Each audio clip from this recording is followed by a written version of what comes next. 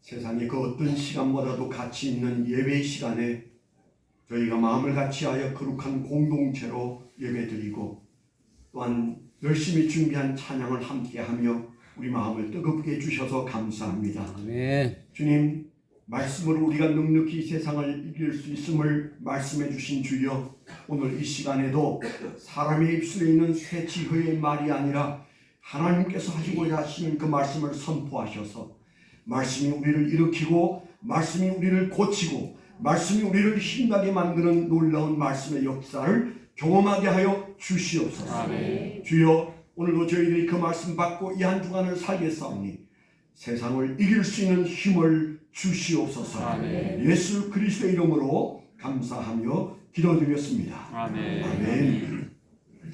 네, 격려하겠습니다. 하나님은 오늘도 살아서 우리 가운데 역사하십니다.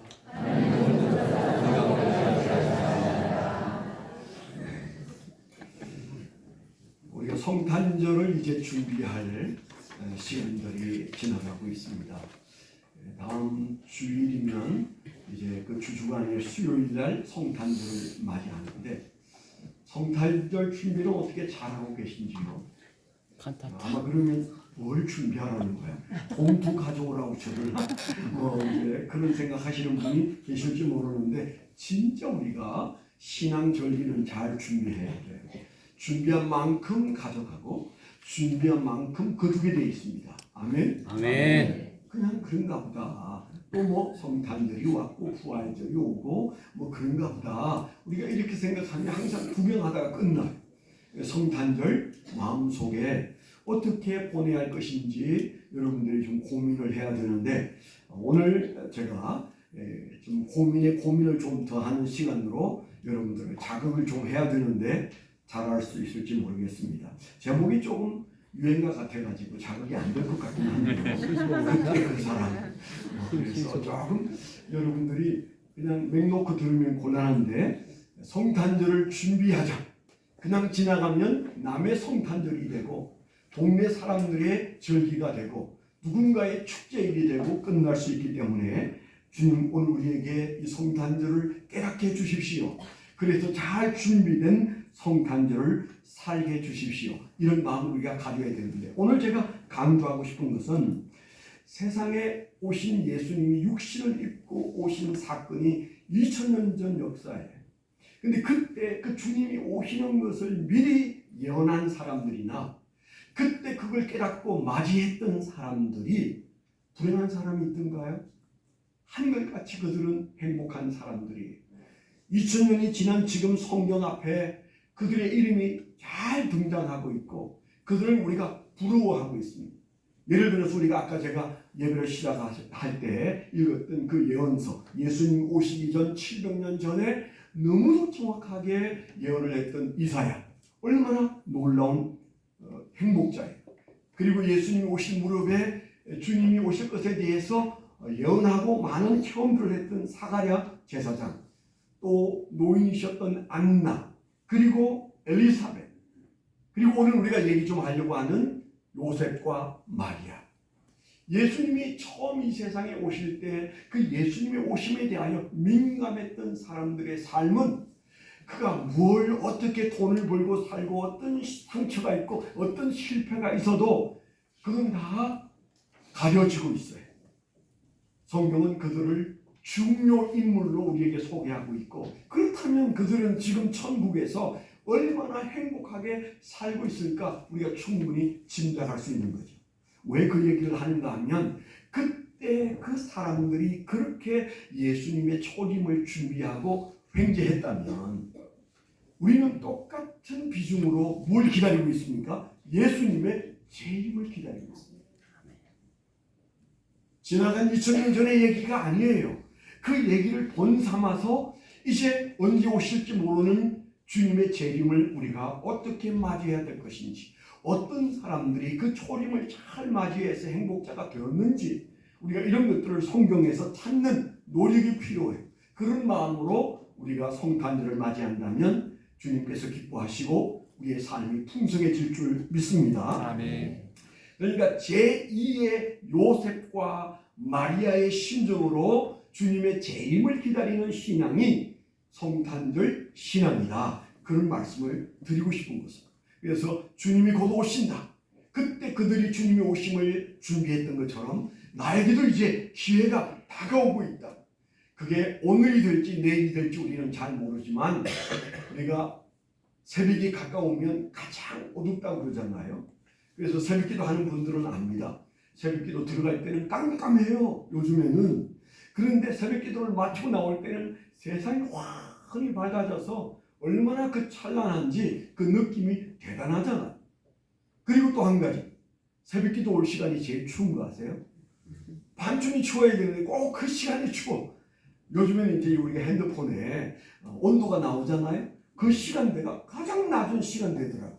하필이면 오기 싫은 사람에게 좋은 핑계를 주면 이게 왜 이러지? 왜 더 어둡고 왜 더 춥지?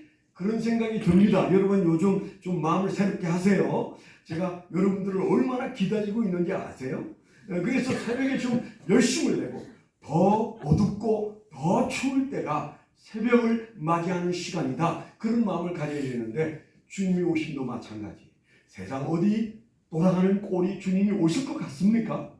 하나님의 뜻대로 되는 세상 같습니까? 이건 다 엉망진창이다. 마귀가 역사하는 세상이다. 도대체 하나님이 어디 계신지 안 보인다. 그렇게 말할 만큼 엉망진창인 세상을 보고 새벽이 가까웠구나. 주의 재림이 가까웠구나. 초림을 맞이했던 이들이 복이었다면 우리에게도 복이 임할 수 있는 기회가 주어졌구나. 저 여러분 마음속에 이런 마음이 든다면 거룩한 성탄절을 맞을 준비가 된 줄 믿습니다. 아멘. 그런데 오늘 우리가 특별히 생각할 그 횡재 맞는 두 사람, 마리아와 요셉. 여러분 잘 아시잖아요. 마리아를 말한다면 가장 특별한 것이 가장 평범한 거예요. 그분에게서 가장 특징적인 게 뭔가? 그리고 요셉에게서 가장 특징적인 게 뭔가? 그걸 말하면 저는 평범 그렇게 말하고 싶어요. 근데 세상에 여러분 평범한 사람은 밥도 못 얻어 먹는다고 자식들을 책임질해서 공부시키려고 하고 막 애를 쓰잖아요. 사실 그럴까요? 성경에 보면 하나님의 사랑하는 대부분의 사람들은 평범한 사람들. 제가 목사님들에게 강의를 많이 하고 살았잖아요. 또 선교사님들에게도 많은 강의를 하잖아요. 근데 제가 아주 중요하게 여기는 자기 진단이라는 그 파일에서 제가 목사님들에게 하는 얘기가 있어요. 세상에 주의 종으로 부름받은 사람들이 세 부류다. 내가 어느 부류에 속하는지 모르면 곤란하다. 극복할 수가 없다. 저는 아주 특별한 분과 함께 한 건물에서 목회를 했다고 했잖아요. 개척한 지 3년 됐을 때 명성교회가 와가지고 같이 한 건물 안에서 같이 살았어요. 야, 그때 제가 느낀 것이 이렇게 존재감이 없나 내가. 아무리 봐도 내가 잘생겼고 아무리 봐도 좋고 우리 교회는 늘려. 그래서 앉을 자리도 많고 뭐 이게 될 것 같은데 안 되더라. 같은 건물에 같은 층에 1년 반 있으면서 제가 느낀 괴로움은 야, 내가 정말 존재감 없는 목사다. 저분하고 내하고 나이가 8살 차이인데 그분이 저보다 8살 많으세요. 그런데 저분 목회하는 걸 보면 저는 그냥 딱 목회를 때려치우고 싶어요. 야, 이건 아니다, 이건 아니다. 야, 교인들도요, 어깨가 쭉 늘어져서 교회 오죠? 갈 때도 늘어져서 가. 그건 이렇게 해야 되잖아요. 네? 어깨 좀 올리세요. 네, 좀 제 얘기 들으면서 아무 생각 없으면 안 돼. 네, 그때 있었던 분들이 뭐 조진, 오명희, 뭐 박미옥, 뭐 이런 사람들이 그때 있던 사람들이 제가 봤을 때는 신나지 않고 그냥 다니는 거예요. 그럴 때 어떤 죄책감이 들까요? 야, 김성환 목사님은 오는 사람 무조건 어깨를 올려서 보내는데 우리 교인들은 갈 때 똑같은 표정으로 가지. 그게 제 존재감의 한계였어요. 그런데 나중에 하나님이 제게 주신 깨달음이 뭔지 아세요? 야, 그 사람 쳐다보지 마. 하나님이 저한테 그러셨어요. 그 김성환 목사님 쳐다보지 마. 이동원 목사님 쳐다보지 마. 곽선희 목사님 쳐다보지 마. 내가 너를 왜 부른 줄 아냐? 너가 평범하기 때문에 내가 너를 부른 거야. 그럼 말이 안 되잖아요, 여러분. 옆으로 가는 설교를 해서 시간 까먹는데. 그래서 제가 깨달은 게, 하나님은 평범한 사람들하고 논다. 그걸 깨달았어요. 하나님이 탁월한 사람들과 놀려면 서울대 온 사람들 밤을 안 재워가지고 막 꿈에 나타나셔가지고 그들이 몽땅 침례 신학대학 오면 되잖아요. 그런데요, 한 학년에 서울대 출신은 1명, 2명 정도 있어요. 그럼 그분들이 목회를 잘하냐? 꼭 그렇지 않아요. 평범한 저보다 목회 훨씬 힘들어하는 분들이 너무너무 많으세요. 그러니까 하나님이 하시는 말씀이 맞다. 그래서 제가 이제 목사님들에게 목사 중에 탁월한 목사도 있고 은혜 받은 목사도 있는데, 탁월한 목사는 이동원 목사, 은혜 받은 목사는 김상환 목사, 평범한 목사는 김종포 목사. 그러면 평범한 사람들이 어떻게 목회해야 되는지에 대해서는 나한테 배우면 된다. 제가 그렇게 수십 년을 강의를 하고 다녔는데 사람들이 열심히 들어요. 왜 그럴까요? 자기가 생각해 보니까 자기는 이동훈도 아니고 김사만도 아니고 김종폭아다, 그렇게 생각하니까 그렇게 한 거잖아요. 바로 이 마리아나 요셉이 어떤 사람이냐, 제가 발견할 때는, 제가 묵상해 봤을 때는 가장 큰 특징은 평범이에요. 평범. 그 평범을 붙들고 일어서게 되기를 축원합니다. 아멘. 난 평범하니까 아무것도 하기 싫어. 내가 뭘 할 수 있어요? 내 눈에 아무것도 시키지 마요. 이런 인간 오늘 설교 잘 들어야 돼요. 정신 차려야 돼요. 마리아 평범했다고요. 예수 그리스도를 잉태하기 전까지는 도대체 누가 그 여인을 알았겠습니까? 없어요. 일단 평범한 사람. 지극한 평범한 사람들과 함께 일하고 싶어 하시는 하나님을 우리는 세계 도처에서, 우리 삶의 언저리 구석구석에서 발견합니다. 내 자신이 평범합니까? 여러분 닮아서? 그러면 하나님이 쓰시겠노라. 그러실 때 내어놓기만 하면 하나님께서 그 생명을 위대하게 쓰실 줄 믿습니다. 아멘. 평범하고 평범한 것을 그냥 숙명으로 받아들이면 아무것도 아니에요. 그 평범이 자랑거리는 아니잖아요. 근데 그 평범한 마리아가 한 가지 특징이 또 있어요. 성령에 민감했어요. 아멘. 아멘. 평범했습니다. 가진 것 없고 똑똑하지 않고 또 얼마나 예뻤는지는 잘 모르겠어요. 그저 그랬을 겁니다. 아무리 닦고 봐도 그분은 특별했다는 말이 없는데, 있다면 그분은 성령에 민감했어요. 우리가 성령에 민감하면 주님이 오실 때를 잘 준비하게 될 줄 믿습니다. 아멘. 평범해도 괜찮아요. 밥 먹고 살기도 힘들어도 괜찮아요. 그거 다 지나갑니다. 우리에게 중요한 것은 주님이 오시는 날, 주님 앞에 신부로 들어서는 그날, 주님 앞에서 주님이 기뻐하는 바로 그 평범한 신자가 되면 되는데, 평범만 가지고는 안 된다. 마리아는 성경에 보니까 아주 민감한 사람이었어요. 무엇이에요? 돈에 민감한 게 아니고, 그 미래에 민감한 사람이 아니고, 그는 성령에 민감한 사람입니다. 제가 몇 번 읽어보고, 오늘 조금 전에도 제가 누가복음 1장에서 마리아의 기도를 읽어봤어요. 세상에 신학교도 안 나온 이분이 어떻게 그렇게 하나님을 제대로 알고 있는지, 그분 안에 하나님에 대하여 바른 신앙을 가지고 있습니다. 성령이 역사하시는 것을 가장 중요하게 여기니까 다른 문제가 안 됐어요. 그의 마음속에 이 겹겹이 어려운 문제가 놓여 있는데, 처녀가 애를 뱄으니 이 헤쳐나갈 일이 얼마나 어렵겠습니까? 당장 그 남편 될 사람에게 뭐라고 설득해요? 그런데 그는 성령에 민감하니까 그는 그 문제들을 극복할 수 있는 용기를 얻었고, 그 용기로 잘 준비하고, 그래서 그 아이를 낳고, 그리고 그 자식이 성장하는 과정과 십자가에 못 박혀 죽는 예수님을 바라보면서도 슬퍼서 눈물을 흘릴지언정 그 낙심하지 않았습니다. 어떻게 해요? 평범하나 성령에 민감한 여인입니다. 온몸으로 하나님의 계획을 받아들였습니다. 십자가에 매달리는 메시아를 볼 때도, 그가 울부짖는 눈물을 흘릴 때도 여전히 성령 충만하고 하나님의 역사 앞에 굴복하고 순종했던 그 여인을 보세요. 평범히 자랑은 아니지만 그러나 우리가 성령에 민감하면 주의 재림을 잘 맞이하게 될 줄 믿습니다. 아멘. 요셉 보십시오. 요셉 보세요. 그 또한 지극히 평범한 사람. 뭐 하나 우리가 거기에서 그분의 특징을 찾을 수가 없어. 평범히 자랑은 아니었지만은 하나님이 그를 찾아내셨어. 어쩌면 그 또한 평범한 사람이었기 때문에. 그런데 그게 전부였을까요? 아니에요.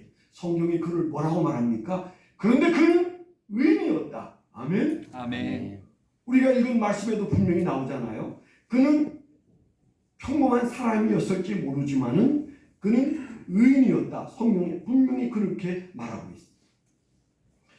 19절에 보니까 그의 남편 요셉은 의로운 사람이라 그를 드러내지 아니하고 가만히 끊고자 하여.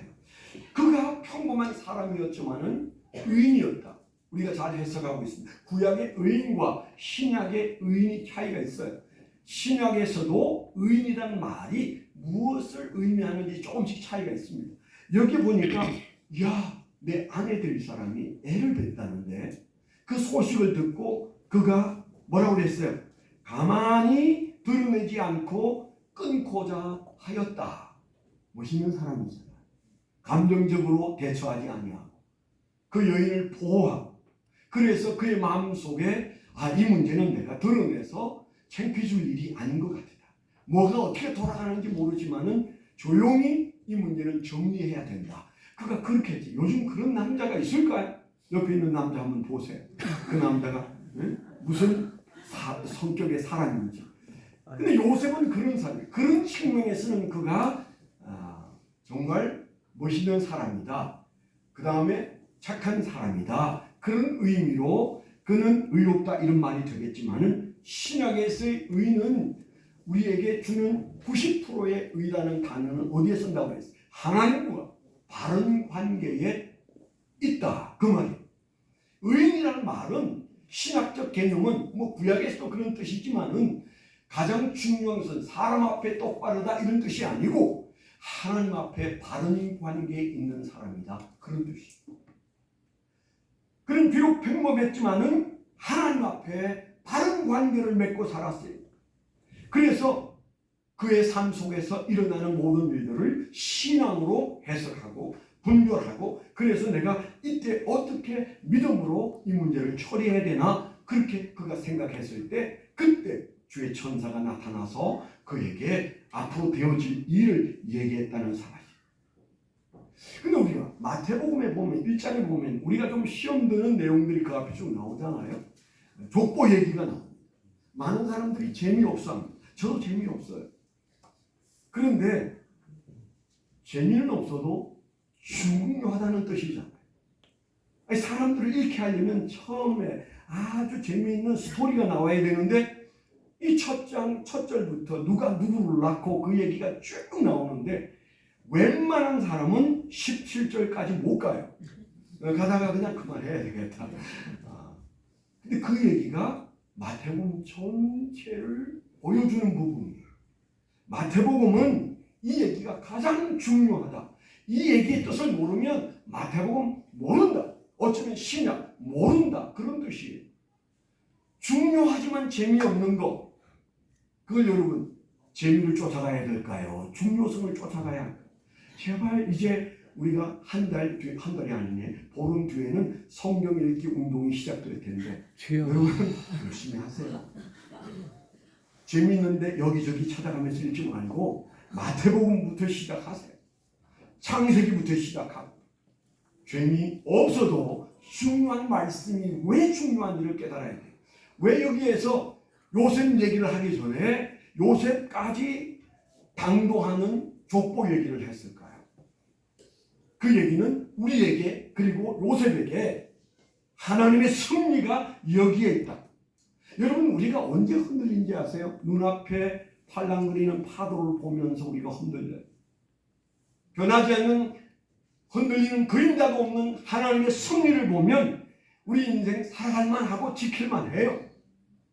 요셉이 혼란에 빠졌지만은 그 그 요셉에게 족보를 말하고 있지 않습니까? 아브라함부터 시작해서 요셉에 이르기까지 진행되어져 오는 그 2000년 동안의 역사를 계보로 말했을 때 요셉이 어떤 흥분이 생겼을까요?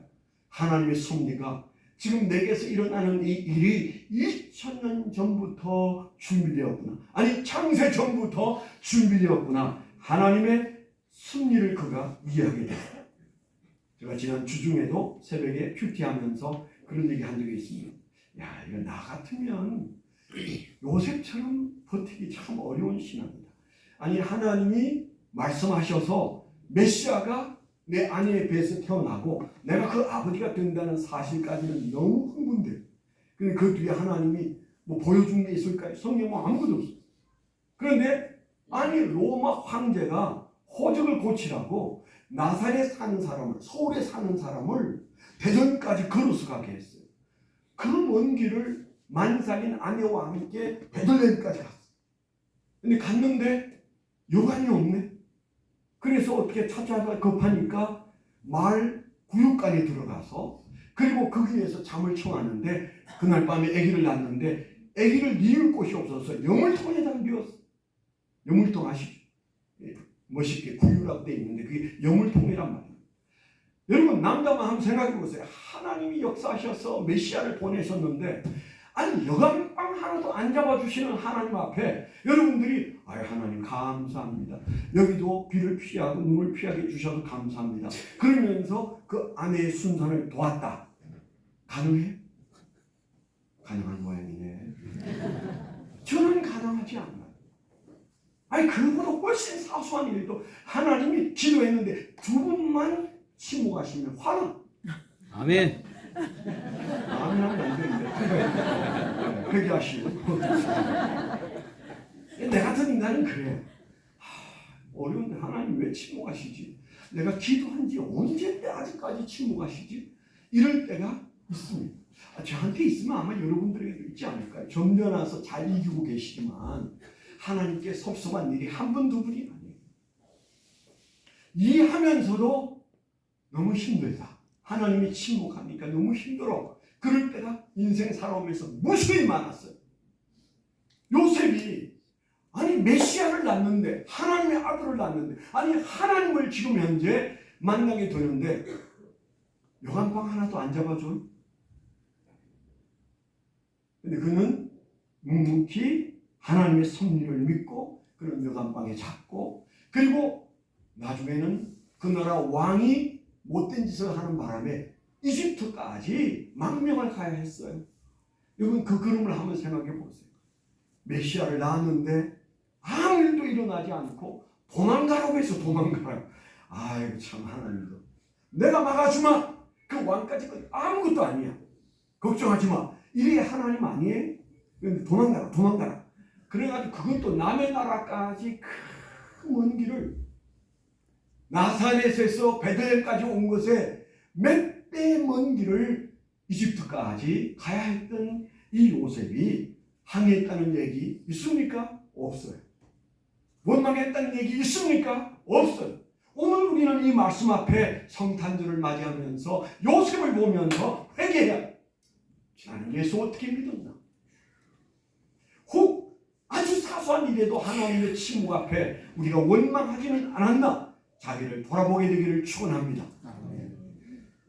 재림을 기다리는 저와 여러분들이 이 두 사람의 신앙을 보면서 우리 마음속에 이 한 주간 동안 좀 마음을 가다듬어야 돼. 첫째는요, 우리도 성령 충만하고 하나님 앞에서 의로워야 돼. 하나님과 바른 관계에 자기를 설정하십시오. 하나님, 제가 하나님과 바른 관계에 있기를 원합니다. 제 허물의 죄를 씻어주십시오.